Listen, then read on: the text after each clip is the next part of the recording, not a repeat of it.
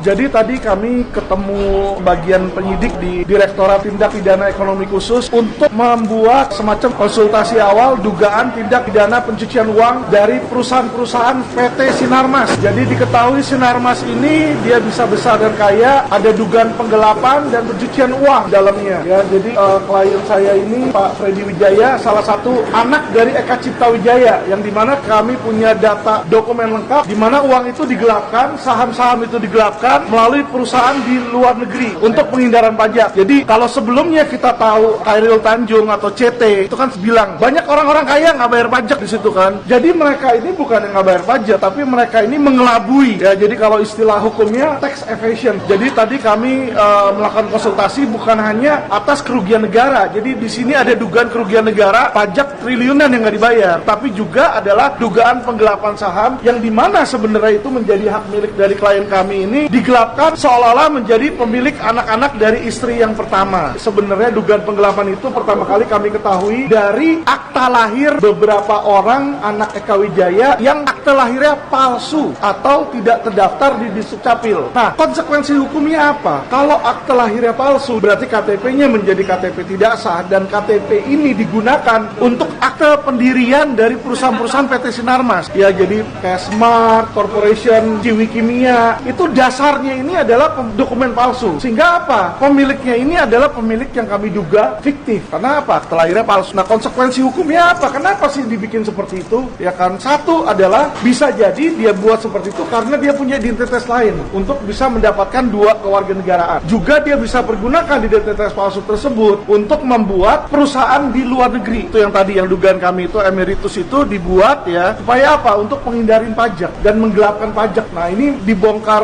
mulai terbongkarnya karena dari situ awalnya kami melihat mengetahui bahwa ternyata akta lahirnya itu palsu. Untuk apa orang kaya konglomerat bisa bikin yang asli, ini kok bikin yang palsu?